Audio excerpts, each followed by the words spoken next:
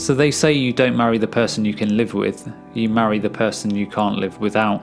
And for me, that person is Emma. So it was 2006, I just finished university and was deciding what I was going to do with the rest of my life. I was debating whether I was going to join the Navy and travel the world, or whether I had another calling in life.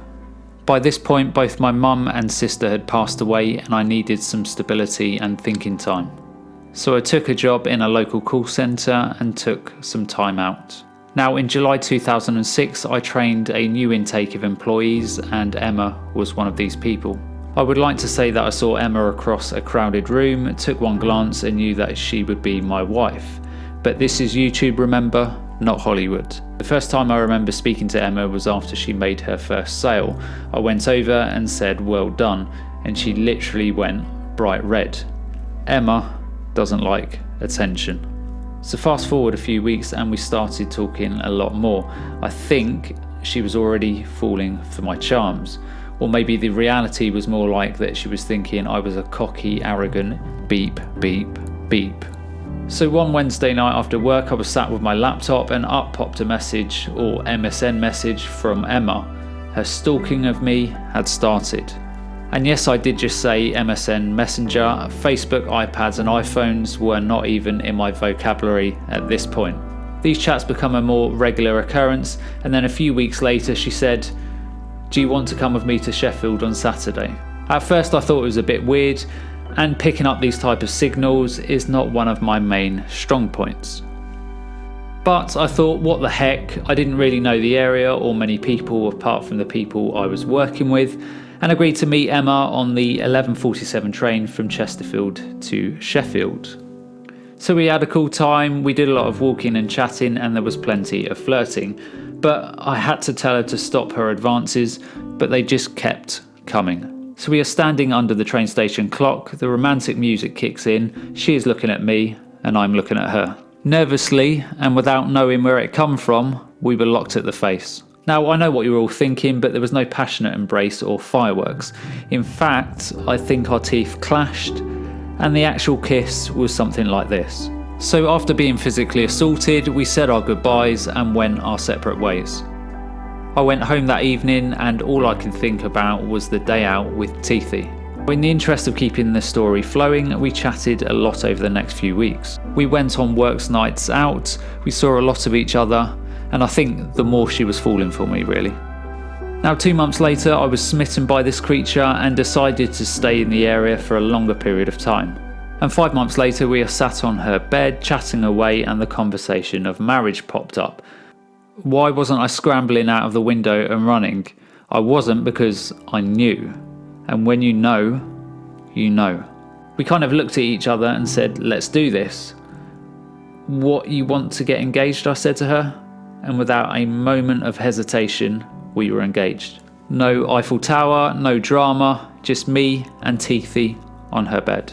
Later that week, I went and got the ring without her knowing. And I wanted to do the traditional thing and sat down with her mum and dad and asked them if I could marry Emma. So no objections, and 15 minutes later I was sat in Emma's room and she went out to the toilet. I looked at the ring and popped it onto her laptop. A quick flush of the toilet and a squeak of the door, and she came back into the room. "Why are you looking at me like that?" she said. I just smiled and nodded downwards. After checking to see the quality of the ring and to make sure I hadn't been a cheapskate, Emma was in bits. Now, in the interest of preserving my masculinity, I was cool as a cucumber.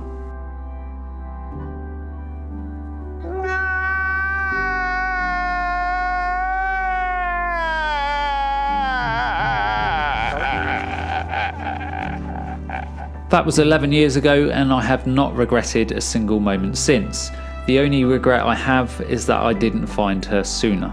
So we got married in 2016 and had an amazing Christmas wedding.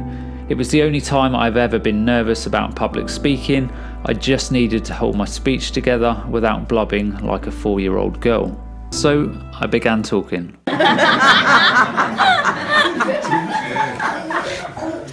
Distinguished guests of no particular distinction, relatives young and old, friends, freeloaders, hangers-on, tramps, gypsies, thieves, and Auntie Val.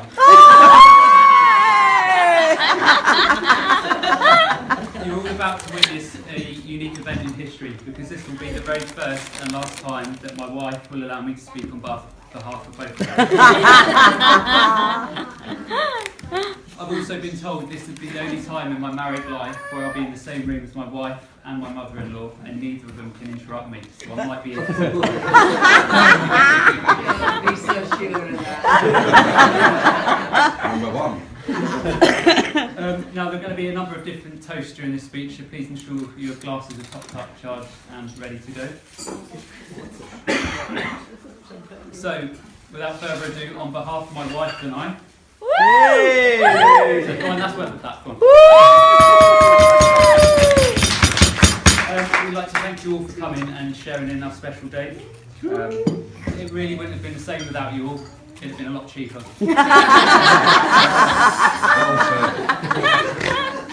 We hope you all enjoyed the day so far. Thank you all for your gifts. We've been blown away by your generosity. Now, this wonderful reception is the result of the time that I got down on one knee and then two knees and popped the big question: Wayne, will you pay for my wedding?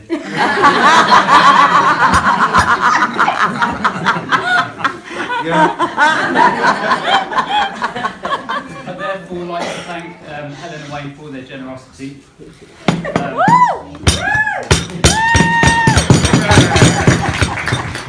I'd also like to thank them for raising a beautiful, talented and intelligent daughter and for giving her away willingly. And I think, as you saw earlier on, it was a bit too willingly. These days speak up. I'd also like to thank Helen and Wayne for all their kindness over the last 9 years, and for keeping a straight face when I asked them for their blessing in marrying Emma. I've always chosen to assume those were tears of joy.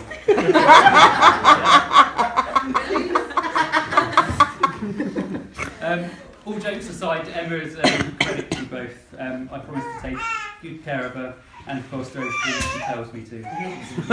Can you all join me in raising your glasses to Helen and Wayne? Helen and Wayne! Yay! Thank you. Cheers. So, apart from my wife, there are two other beautiful ladies here today, Michelle and Sarah. On behalf of... Yeah, the rest of you is just me. God,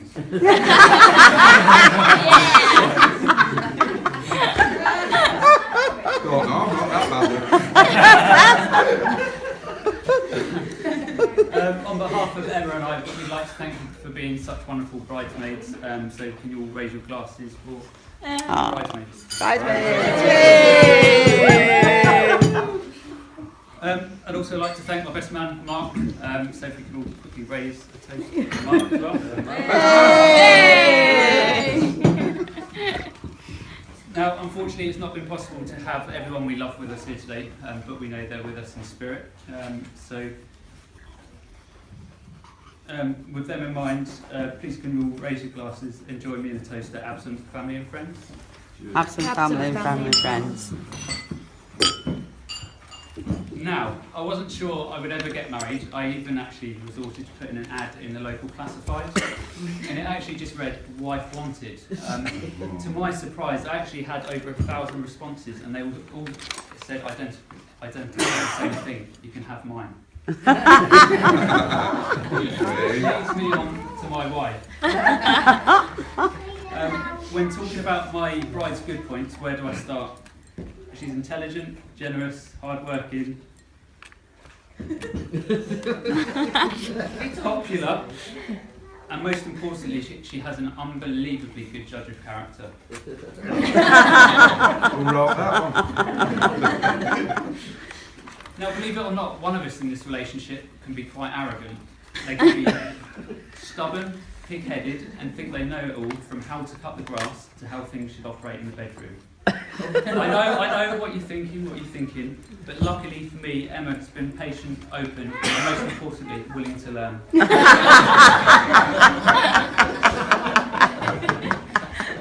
I'd quickly like to thank Emma for all her efforts for coordinating our big day today. Woo! Yeah, go on, for once, your creativity, attention to detail and preparation has been outstanding, and you should take all the credit for what has been an amazing day. Aww, hey. But it's not only Emma, I've also had a big say in today. Emma has listened to hundreds of my suggestions before dismissing them out. The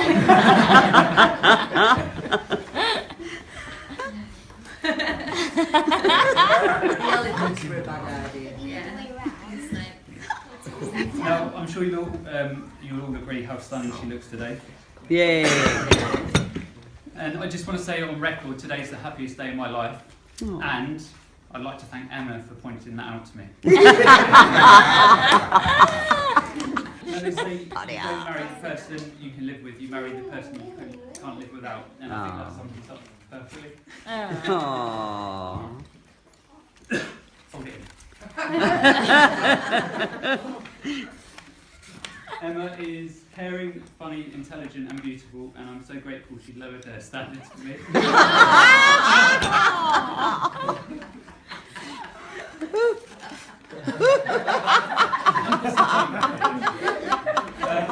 I've had the best 8 years of my life with Emma, and I look forward to spending the rest of my days by her side.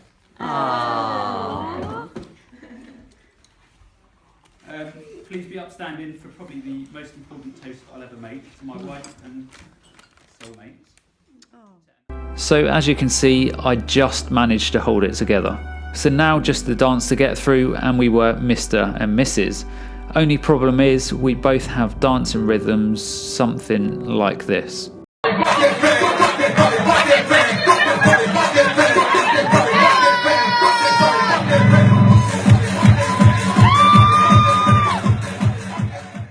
So wedding achieved, I had bagged myself a wife and have been punching way above my weight for the last 11 years.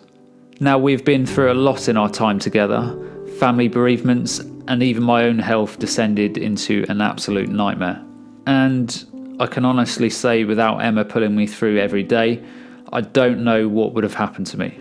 If Emma wasn't so supportive, then I wouldn't have found my calling, and I certainly wouldn't be making these videos and doing what I love. So I quickly want to play you an Alan Watts speech, but before I do, I want you to all do me a favour. I want you all to go over to her channel, which I will link in the description below, and I want you all to congratulate her for putting up with me for this long, and make sure you subscribe. And lastly, before Alan Watts, remember to look after yourself and those around you, and be thankful for everything you have in your life, because you never know when the amazing ride is going to be over. Over to you, Alan. Well, now really, when we go back then to falling in love and say it's crazy, falling, you see, we don't say rising into love. There is in it the idea of the fall. And it goes back, as a matter of fact, to extremely fundamental things. That there is always a curious tie at some point between the fall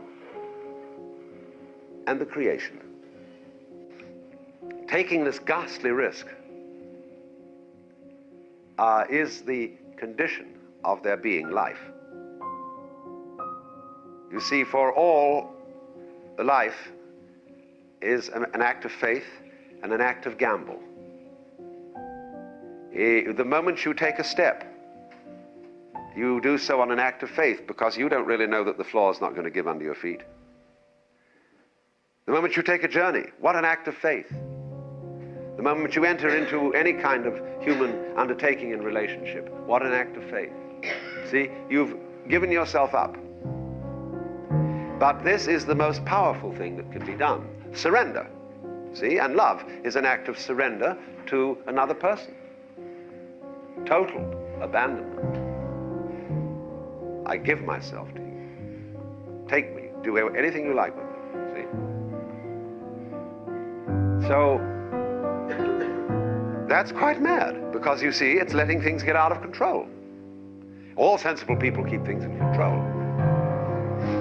Watch it, watch it, watch it. Security, vigilance, Watch it. Police, watch it. Guards, watch it. Who's going to watch the guards?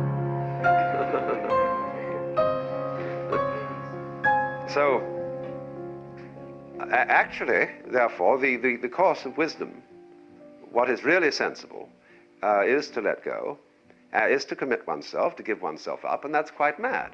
So we come to the strange conclusion that in madness lies sanity.